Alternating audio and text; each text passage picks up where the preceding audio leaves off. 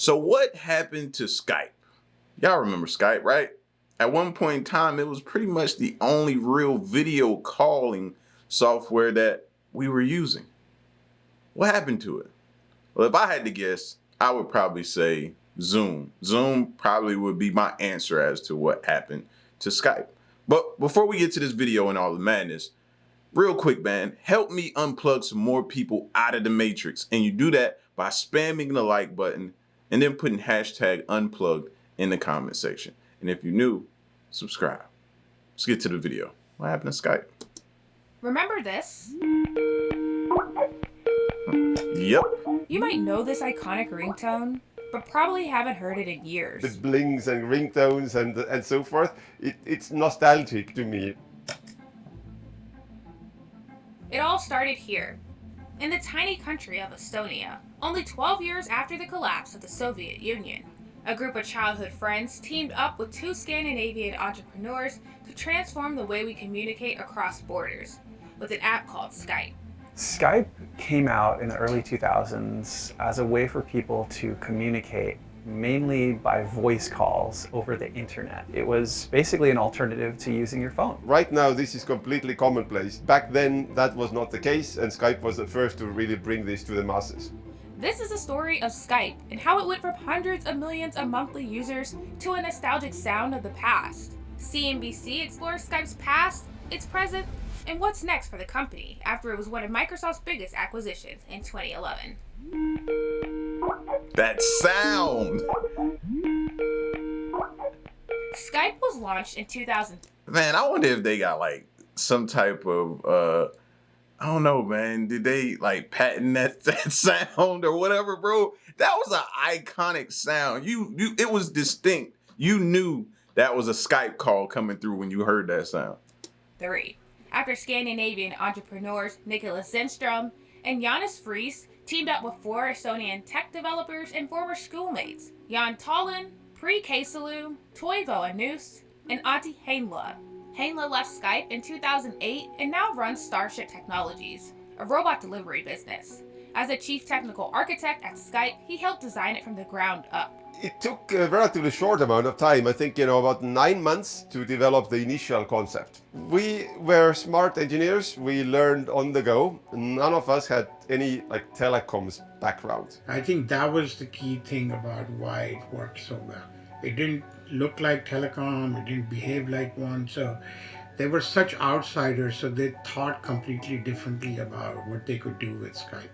Jan Tallinn was a founding engineer at Skype, and he went on to start the Center for the Study of Existential Risk at the University of Cambridge. At the time we started Skype, we already had a bunch of experience from a previous project, things like Kazaa and a few other projects that didn't go anywhere. Even more importantly, before that, we had. Isn't it funny how things are connected? I remember Kazaa. Listen, if you came from that era of what was the other software? Napster. Remember Napster? LimeWire, Kazaa, different things like that, bro. If you came from those eras back then you know what they were using that stuff, bro. That was the download era. I experienced programming computer games for a decade. The group used knowledge they learned building Kazaa, a peer-to-peer file sharing platform that at the time was one of the world's most downloaded internet softwares to build Skype. Skype stands for Sky Peer-to-Peer. The software initially used voice over IP technology, which allowed users to make and receive calls over the internet. And it caught on quickly, growing to over 11 million users in its first year. The fact that Skype is going to be big became clear pretty much in the first day. One thing that we did, borrowed from Kazaa, was this online counter, how many users are currently connected. And then this, when we launched Skype, we started calling our friends and come online, we need to make the number go up. And suddenly we saw the number starts just going up like crazy without any help from our friends. It really captivated people. 10,000 people downloaded and installed our app on the first day. But it was a very big number. Back in 2003, it immediately signaled to everybody that this is something really successful. This is something that will really catch on. And very soon it was not 10,000, but it was 100,000, it was 1 million, it was 10 million and so forth. It snowballed from there. In the same year the app was launched, laptop sales surpassed desktop sales for the first time. And by 2005, Skype had 59 million registered users and had been downloaded more than 182 million times worldwide. One thing that really helps Skype to be successful is that it is a product that you as a consumer cannot possibly use alone. You have to tell somebody else that, hey, get this app as well, because then you can talk to me for free over the internet and we can see each other and so forth. So that meant that people naturally talk to each other immediately. I never really experienced anything that easy to use, even if the quality wasn't that great before that. Like I said, it was just so dead simple. Skype's early success made it attractive to investors. In 2005, eBay bought Skype for $2.6 billion, under then President and CEO Meg Whitman, with the idea of integrating online shoppers and sellers. A lot of people after the eBay acquisition started criticizing eBay that, why did they do this? Was the acquisition price too high? They completely didn't understand the complexity of the product, how difficult it would be for them to actually make it work with eBay. Despite skepticism, Whitman praised the acquisition. What we bought was the leader in voice communications in every country of the world. We think we bought a tremendous business in addition to some really interesting synergies with PayPal and eBay. And as a result, we feel like we paid a fair price. It's true that under eBay, we can say that Skype grew in terms of users and in terms of the number of minutes people were paying to call from Skype to landlines and mobile phones. That's great. But ultimately what happened is that there were no synergies that Meg Whitman had imagined. In 2008, John Donahoe took over as president and CEO of eBay, and he wanted Skype gone. And the only question was there synergy with eBay's other businesses? And the answer to that's no. I thought it was a ludicrous idea, and I still think it's a ludicrous idea. I mean, there's a reason why it didn't work out, and they had to spin out the company and sell it again. eBay decided to sell Skype, briefly exploring IPO options, but settling on selling the majority of its stake to private equity firm Silver Lake in 2009. The deal valued Skype at $2.75 billion. eBay retained a 30% stake in the company and gained $1.9 billion in cash. Once eBay realized actually there isn't that many synergies with Skype, they mostly left Skype alone, which was great because they just Skype gonna continued to grow like crazy. Under eBay, Skype did grow. At the end of 2007, Skype had over 200 million registered users, with over 50 million connected monthly users. Connected users are defined by Skype as a number of users that log in a given calendar month. By the end of 2009, Skype had nearly 500 million registered users, with 105 million of those being connected. Was there any other companies around that time that was rivaling Skype at the time? I'm not talking about, I'm saying before Zoom. Was there any, I'm trying to rack my brain, but I can't think of any other company that could give them a run for their money at that time. You know what I mean? I don't think Facebook had done integrated themselves to where you could messenger or anything like that. I don't really recall anybody else. Wasn't no Google Meet yet, was it? No. I can't think of none.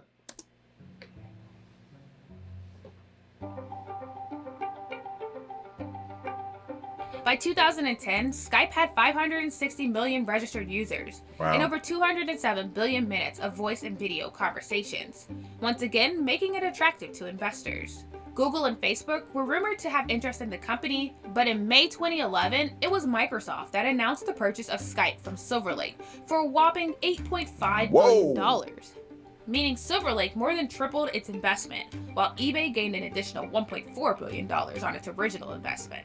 So I expect Skype to be an accelerant of our financial results. The truth of the matter is, communications is one of the big scenarios that's driving our financial success, and Skype's going to accelerate that. Under then CEO Steve Ballmer, Microsoft's plans included incorporating Skype into its existing products, including the Xbox, Outlook, and smartphones. As part of the announcement, then Skype CEO Tony Bates announced Skype's goal to reach 1 billion daily users, but things didn't work out as planned. They failed to capitalize on Skype, 100%. Steve Ballmer was the king of buying things and not knowing what to do with them. And today, Microsoft says it has 36 million daily active users.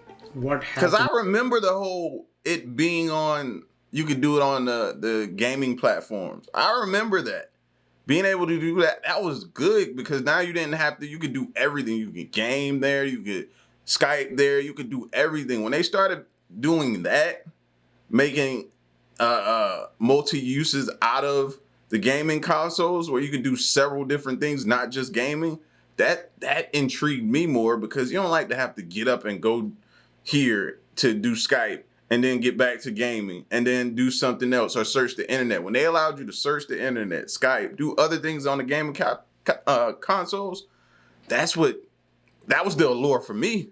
With Skype is the story of every large company with a lot of middlemen. You got to continue to be innovative. They didn't innovate on the product for a very long time. Tony Bates can say whatever he wants to say. In reality is that the whole thing blew up on his watch. In 2017, WhatsApp reached 1 billion users. WhatsApp. By 2020, it had 2 billion. And like the early days of Skype, it uses voice over IP to transmit calls.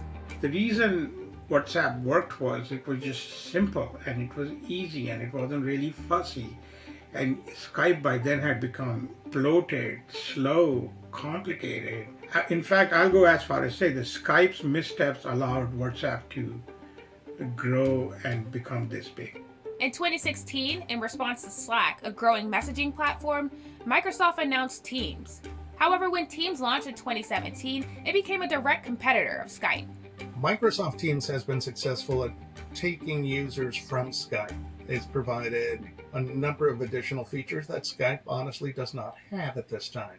But Microsoft's corporate VP tells a different story. We see it as complementary on the core infrastructure, right? Yeah. So the communications, the idea of having one contact list. Yeah. We think of the user experience as being unique and distinct for those. Teams is focused increasingly more on some communities work, getting groups of people to do that. Skype is more point-to-point, family, much more for international expansion. Microsoft is pouring a lot of engineering resources into making Teams a big destination for communication. It's not doing the same thing with Skype. For example, in 2021, Skype announced it would support up to 100 people on one call. But in the previous year, Team announced it could support up to 300 people on one call. And in 2020, when the COVID-19 pandemic made virtual communication a priority, many people's go-to were apps like Zoom and Teams, not Skype. Zoom. A lot of users went to Zoom because it was available. Skype was known as well, but they were already on the downslope with the move to Teams. In response to Zoom, Microsoft added updates to Teams, such as breakout rooms and increasing the number of meeting participants to 1,000. It also made some changes to Skype, including allowing virtual backgrounds, but Teams still grew at a faster rate. In July 2019, Microsoft announced Teams had 13 million daily users. By November, it was 20 million. That number soared in March 2020 during the pandemic to 44 million, growing by 12 million over a 7-day period. In that same month, Skype had 40 million daily users. But by April 2020, Teams had 75 million daily users. Microsoft would not confirm how many daily users Skype had in the same period. However, it told CNBC that Teams usage is at an all-time high and surpassed 300 million monthly active users this quarter. So how close are we to seeing Microsoft retire Skype? It's hard to retire a product with 40 million users because migration is risky. Migration could easily happen, and the way technology is moving now, they know there are a lot of options and they'll find another one. Today Skype exists, but it's not the phenomenon that it was in the 2000s. I ain't gonna lie to you, bro. I had completely forgot about Skype, and the fact that they're saying it still exists, I was thinking it was gone. I didn't know it was still around. I don't see it as much, so when you don't tend to see something like that, it just, you know what I mean? I thought it was obsolete at this point. Skype is a product with an uncertain future. Microsoft is where consumer brands go to die. Just like AT&T used to be the place where all Wow. internet services used to go and die. It's the same thing. Wow. 20 years later, and Skype's founders have moved on. going on to start their own companies. Ati Heinla is the CTO and co-founder of Starship Technologies. He teamed up with another Skype founder, Jonas Fries, to start the company. Starship specializes in autonomous robot delivery and says it has done millions of deliveries across 50 locations around the globe. Nicholas Zenstrom went on to head Atomico, a venture capital firm, and Jan Tallinn spends most of his time discussing the dangers of unchecked AI development. I don't know what the future holds for Skype. I mean, I'm concerned about humans being wiped out, so it's unlikely that AI will need Skype if that happens. Like, one thing that is guaranteed is that there will be like massive changes now. So I'm not sure if video calling will be a thing even like 5 years from now. I myself use Skype right now fairly little. I still have it installed on my phone, but my primary communication methods now are elsewhere. With apps like WhatsApp and Zoom being a clear choice for many people, can Skype make a comeback? Skype had a really good run, and then perhaps like asking too much for like a bigger run. Anything is possible. Microsoft is trying to make Skype happen in a bigger way now.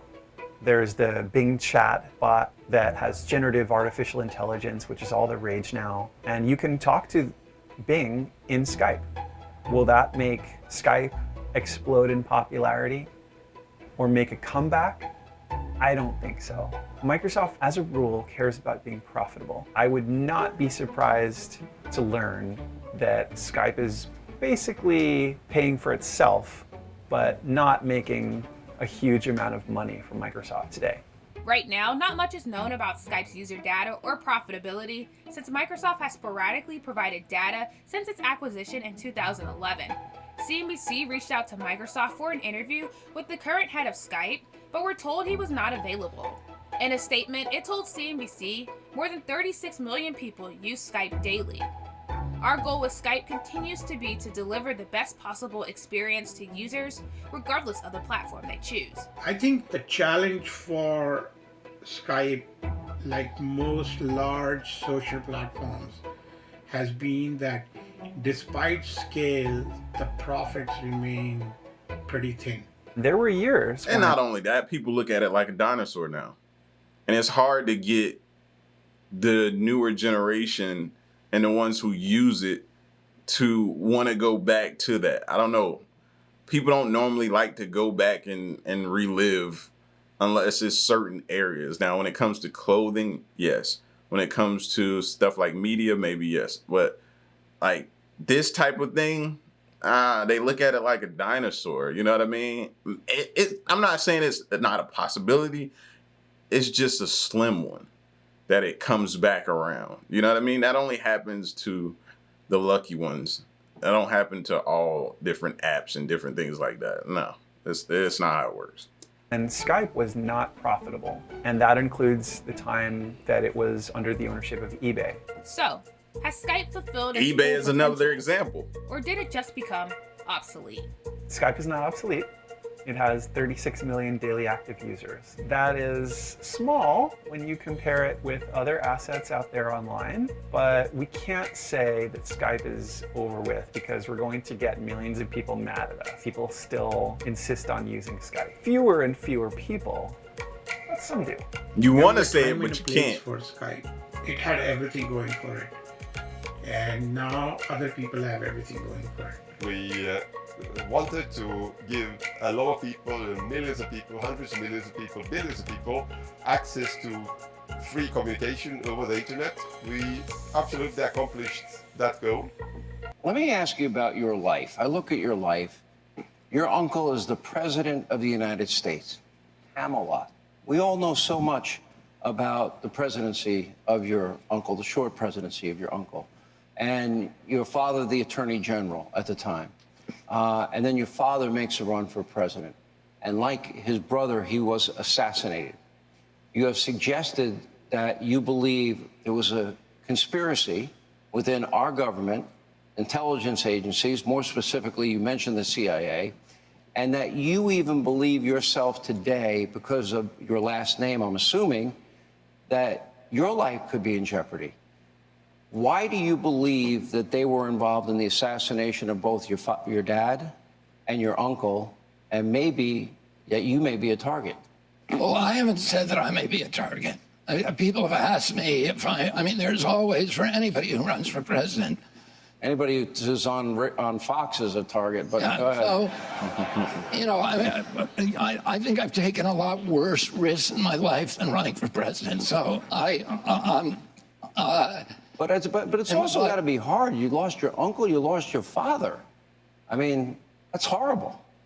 Yeah, but what are you saying? Are you... No, so why do you think that our government could be involved in this evidence? Listen, when the Warren Commission, obviously, which was run by Alan Dulles, who was the head of the CIA, who my uncle fired, found that it was a lone shooter, which was Lee Harvey Oswald.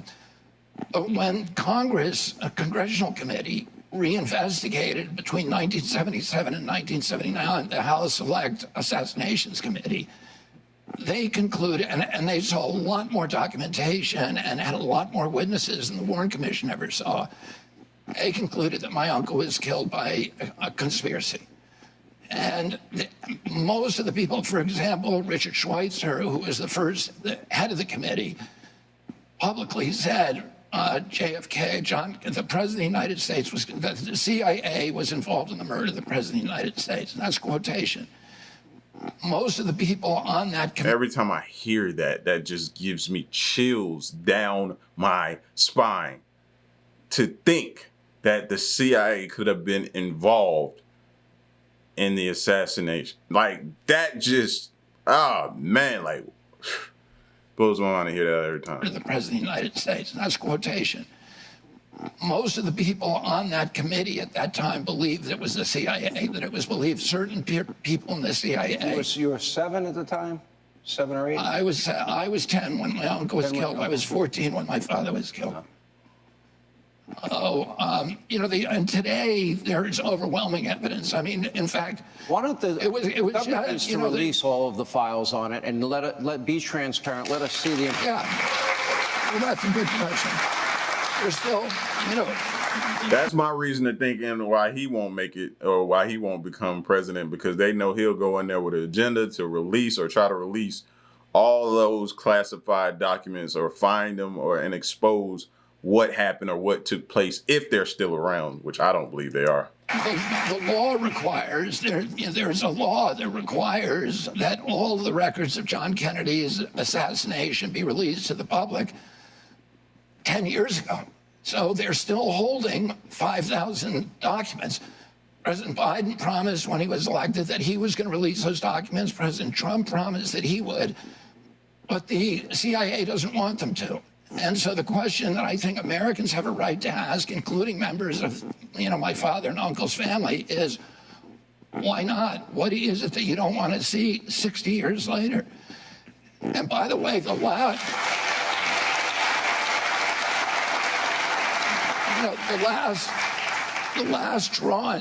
tranche of documents released had documentation in there that finally got even the New York Times to admit that Lee Harvey Oswald was a CIA asset, and he was working for the CIA.